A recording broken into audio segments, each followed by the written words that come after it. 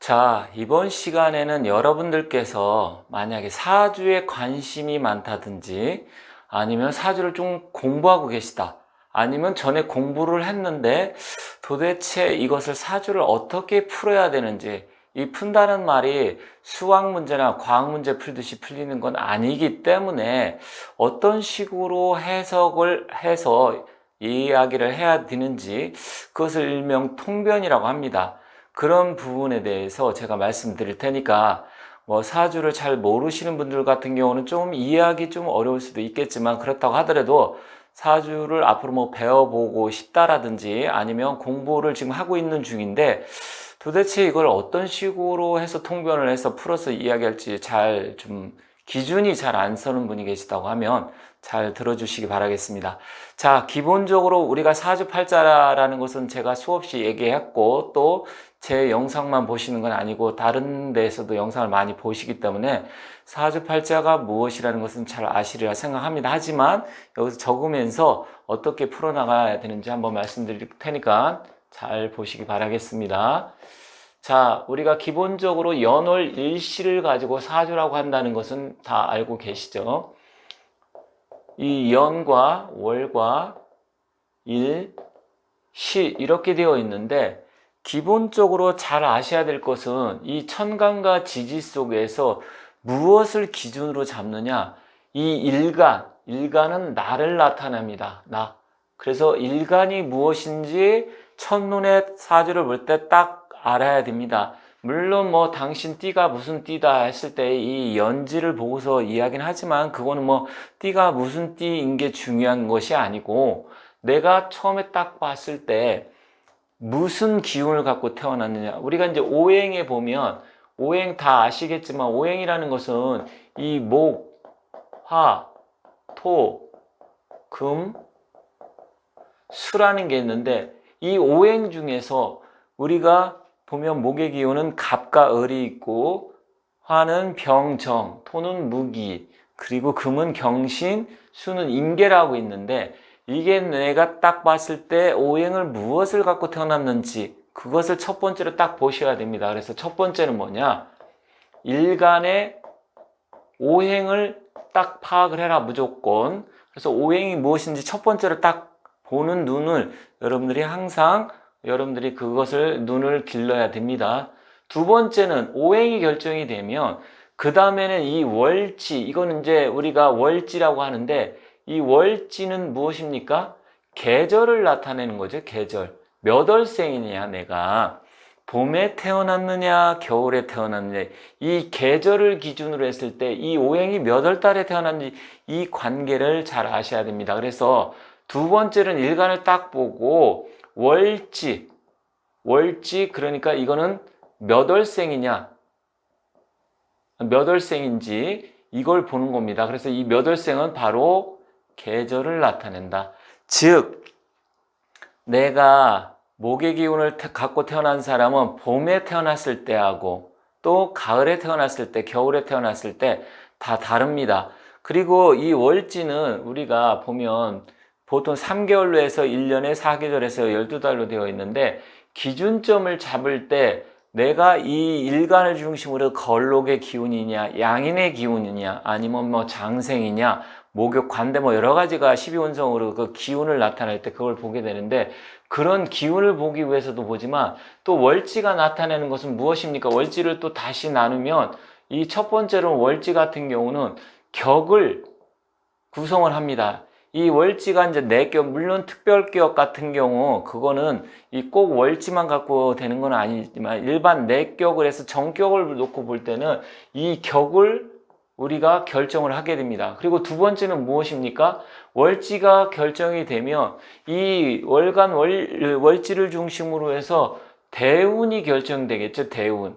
그래서 실제로 이 월지도 굉장히 중요하다. 그래서 남자 같은 경우는 만약에 양년생이면 순행을 하게 되고 그리고 음년생이면 역행을 하게 되는 거고 여성 같은 경우는 이 태어난 연도를 기준으로 해서 양간생이면 일단은 역행을 하게 되고 여자 같은 경우는 음간생이면 반대로 순행을 하게 되겠죠. 그런데 그것은 무엇을 기준으로 하느냐?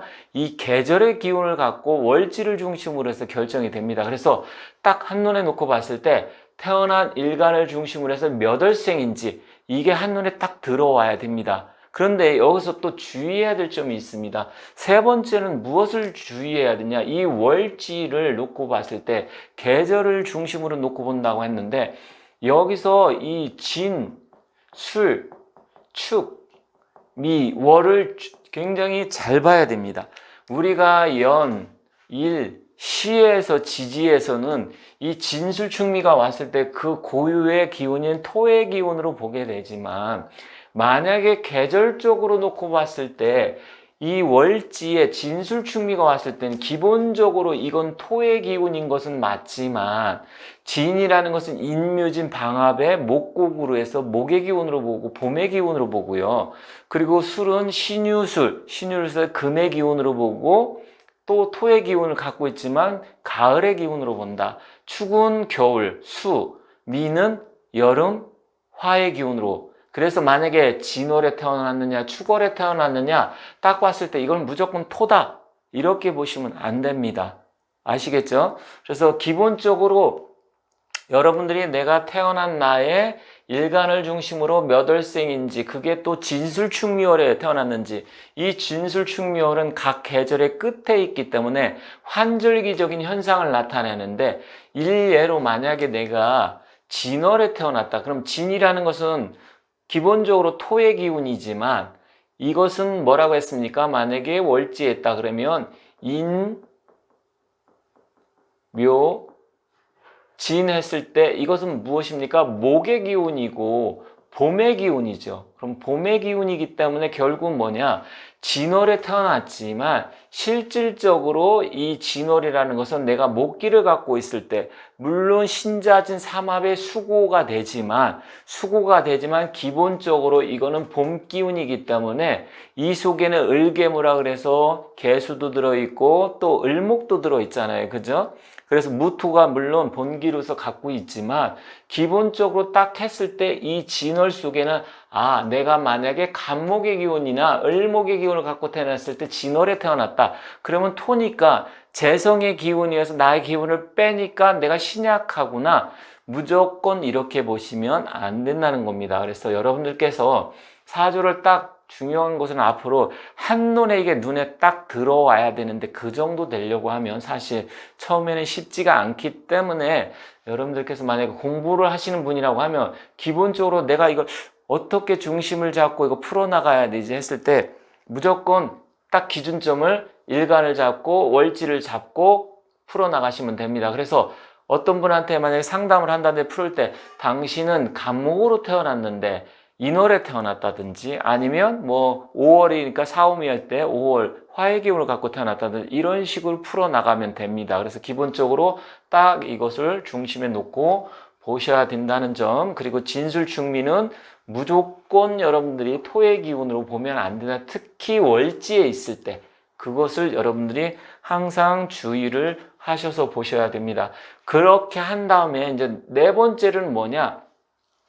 여기서 목화토금수가 몇 개 있는지 이 오행의 기본적인 오행의 개수를 파악을 합니다. 어떤 분은 이제 점수로 해서 목이 뭐 2개고 화가 하나고 수가 뭐 3개고 이런 식으로 하는데 물론 개수대로 한다고 하면 이 기운의 크기가 각자 다르기 때문에 실질적으로 개수가 많다고 해서 무조건 그게 강하다고 볼 수가 없습니다. 합의 기운이 오느냐, 충의 기운이 오느냐, 또 뭐 형살이 오느냐, 그리고 또 뭐 대운에서 와서 충구를 어떻게 하느냐에서 되어지는데 오늘은 일단 대운을 보는 건 나중에 제가 기회 있을 때 다시 말씀드리고요. 기본적으로 내 사주팔자에서 보는 부분에 대해서 말씀드리는 건데 만약에 이 사람이 태어난 게 목의 기운이다. 목도 양목과 음목이 있겠죠. 그리고 여기는 화의 기운이고 여기 또 화, 여기 다시 목, 여기 뭐 토, 여기도 토고 여기 다시 목, 뭐 이렇게 수의 기운이 있습니다. 그렇다고 치면 금은 없게 되는 거죠. 그럼 목의 입장에선 금이 없으니까 딱 한눈에 봤을 때 관이 없구나. 왜냐면 목의 입장에서 금이라는 거 금극목을 하기 때문에 편간이나 정간이 되는 거죠. 그리고 수라는 건 수생목하니까 인성을 나타내는 거죠. 그래서 뭐 이게 양의 기운이면 이게 양의 기운일 때는 편인이 될 것이고 음의 기운이면 정인이니까 한눈에 이렇게 딱 봤을 때 이 기운을 놓고 볼 때 목으로 태어났는데 무엇이 많은지 이걸 봐야 됩니다. 자, 그러면 여기 목, 수, 여기 목, 화, 토 이렇게 있다 하면 그러면 여기서 우리가 격을 정할 때 아까 월지를 놓고 본다 그랬는데 이 개수를 딱 보고 격을 내가 이제 정하는 사람이 있고요. 격 없이 그냥 보는 경우도 많습니다. 이 격이라는 것은 사실 어떤 사람이 그 정체성을 나타낸다고 보면 돼요. 그러니까 우리가 식당에 갔을 때 고깃집인지 냉면집인지 아니면 중국집인지 횟집인지 이런 것을 보통 나타내는 것을 우리가 격이라고 봅니다. 하지만 내가 뭐 고깃집에서도 냉면도 팔 수도 있고 뭐 다른 뭐 설렁탕도 팔 수도 있고 기타 여러 가지 뭐 백반도 조금 팔 수 있잖아요. 물론 하나만 갖고 하나로 이게 전체로 다 이게 고깃집이라고 하면 이게 갈비집인지 아니면 생고깃집인지 딱 이게 결정되는 것을 우리가 격이라고 보는 건데 전체 같은 기운으로 다 이루어졌다 하나의 기운으로 이어서 특별격이 된다 그러면 그냥 한 가지 품목만 판다고 보시면 되고요.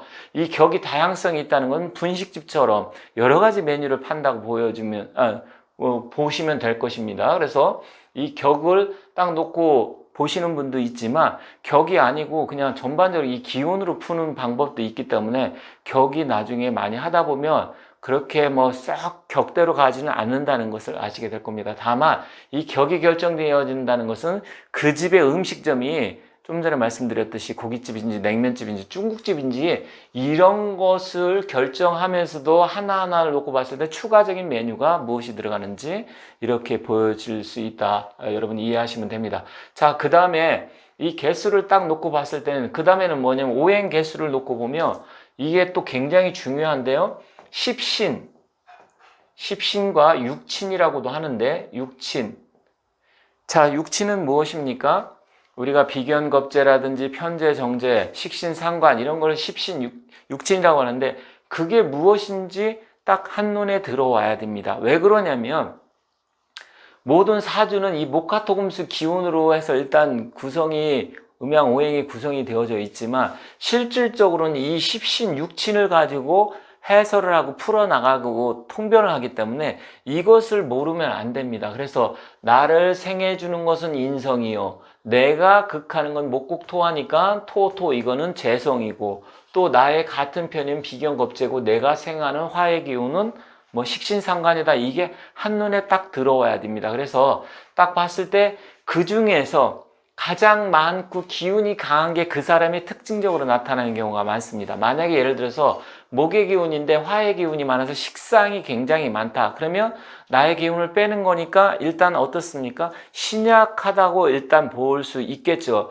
그리고 식상이 강한 사람들은 뭐냐면 자기 자신을 나타내고 표현하고 이런 게 굉장히 강합니다. 물론 재성까지 강하면 식신생재에서 또 돈을 만들어내는 재주도 있게 되고 여러 가지로 장점으로 나타날 수는 있지만 다만 그 식상이 많아지면 나의 기운을 많이 빼는 거니까 신약사주가 돼서 좀 안 좋겠죠. 그렇지 않고 또 만약에 식상도 많고 재성도 많다 그러면 식신생재가 돼서 잘하면 내 운기에 약했을 때 비견겁제가 오면 또 부자도 될 수가 있고요. 뭐 행재수를 따를 수도 있고 뭐 복권에 당첨된다든지 아니면 주식을 샀는데 뭐 몇 배로 뛴다든지 비트코인 샀는데 정말 막 떼돈을 번다든지 뭐 이럴 수 있는 거죠.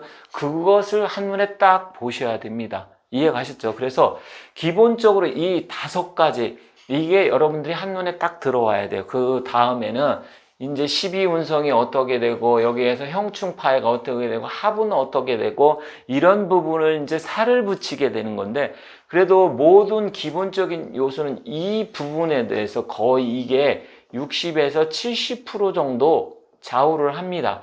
그래서 여러분들께서 사주를 공부하시든 아니면 내가 사주는 공부 안 해도 기본적으로 그냥 뭐 이게 무엇인지 알고 알고 싶다 그랬을 때 이러한 부분을 여러분들이 잘 이해를 하시면 좋고요. 그 다음에 이게 풀리고 나서 한 20-30%가 합이라든지 형충파의 12신살이라든지 뭐 기문간살, 백호대살 이것을 살을 붙이게 되는 겁니다. 그래서 오늘은 이 사주를 한눈에 내가 봤을 때 무엇을 파악을 해야 되고 어떤 것을 중점적으로 얘기를 해야 되는지, 그래서 십성이라든지 육진의 관계는 어떻게 되는지 이게 한눈에 들어와서 이걸 가지고 설명을 한 다음에 그 다음에 살을 붙이고 그 다음에 뭐 우리가 12운성은 어떻게 되고 뭐 이런 것에 대해서 이제 부가적으로 풀어나가게 됩니다.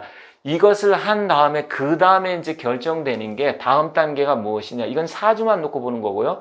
다음 단계는 이제는 대운을 어떻게 보는 거냐, 세운을 어떻게 보는 거냐. 그래서 이 대운과 세운은 운을 나타내는 거죠. 그래서 우리가 이 사주는 선천운이라고 하고 대운과 세운은 후천운 속에서 변화가 오는 것이기 때문에 그 다음에 이제 대운과 세운을 각자 대입을 시켜서 언제쯤 당신은 어떠한 운기가 오는지 이런 걸 여러분들이 아시면 됩니다. 그런데 여기서 한 가지 빠진 게 있습니다. 왜 격은 아까 얘기했는데 용신은 얘기를 안 하나?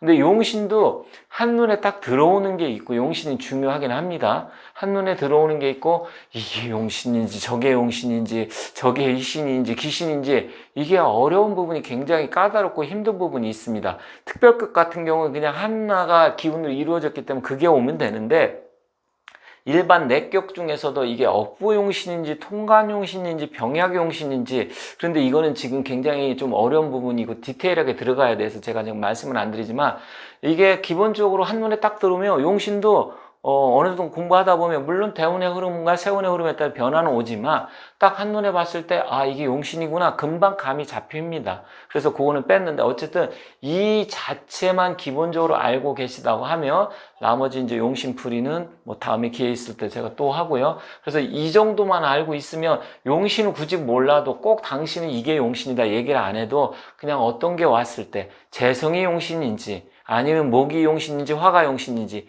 현재가 용신인지 편관이 용신인지 이것은 십신과 오행이 서로 한눈에 딱 파악이 돼야만이 쉽게 이야기할 수 있기 때문에 여러분들이 이 훈련을 많이 하셔야 된다. 다시 정리할게요. 나를 기준으로 해서 몇 월 달에 태어났는지, 그래서 그게 월지를 중심으로 해서 대운이 쫙 결정되기 때문에, 물론 요즘은 만세력이 나와 있기 때문에 내가 굳이 안 해도 되지만 이 운기의 흐름이 어떻게 흘러가는지 이것을 한눈에 보실 수가 있고, 이걸 본 다음에 풀어나갈 때 당신은 몇 월 달에 태어난 그러니까 무슨 일간 무슨 기운을 갖고 태어났는데 몇 월에 태어나서 이러한 부분에서 기운이 어떻게 되고 좀 약하다 강하다, 그래서 어떤 기운이 오면 좋다, 재물은 어떻고, 이런 식으로 해서 풀어나가면 됩니다. 그 다음에 이제 언제쯤 어떠한 기운이 왔을 때 언제쯤 좋아지고 이럴 때는 좀 이런 걸 조심하고 한다는 것은 대운과 세운을 갖고 보시면 된다, 이렇게 말씀드리겠습니다. 자, 오늘 이제 사주를 배우시는 분이나 아니면 전혀 모른다고 하더라도 아 사주가 이런 식으로 풀이를 하는 거구나. 물론 이 외에도 굉장히 많은 뭐 다양한 것이 있습니다. 뭐 질문을 꼭 우리가 말하는 대로 손님이 물어보는 게 아니기 때문에 딱 한 가지만 물어볼 수도 있고, 점처럼 해서 제가 재판이 송사가 걸렸는데 그것을 언제쯤 뭐 이렇게 하고 있는데 제가 이길 수 있을까요? 없을까요? 라든지 제가 누구를 소개받기로 했는데 그 사람이 좋은 사람이 나올까? 아니면 지금 잘 연애를 하고 있는데 결혼하자고 하는데 이 사람하고 나하고 궁합이 잘 맞을까요? 아니면 결혼해야 될까요? 말까요? 언제쯤 오픈하는 게 좋을까요? 이렇게 굉장히 많은 여러 가지 질문들이 있을 수 있습니다. 그래서 거기에 따라서 사주를 보면서 거기에 따라서 답을 드리면 되지만, 사실은 사주 하나만 가지고 거기서도 답을 드리기 좀 어려운 부분도 있는데 그거는 전법이기 때문에 제가 또 다음 기회에 한 번 더 말씀드리도록 하겠습니다. 자, 오늘은 사주를 어떤 순서대로 쉽게 풀이할 수 있는지 그러한 부분에 대해서 말씀드렸기 때문에 혹시 사주에 대해서 관심 있는 분들이라고 하면 제가 말씀드린 게 100%딱 이렇게 하라 이것은 아니겠지만 이런 순서로 했을 때 훨씬 더 풀어나기가 좋다라는 점 말씀드리면서 마치도록 하겠습니다. 앞으로도 꾸준하게 제 영상을 많이 시청해 주시기 바라고요. 저는 다른 내용을 갖고 다시 찾아뵙도록 하겠습니다. 감사합니다.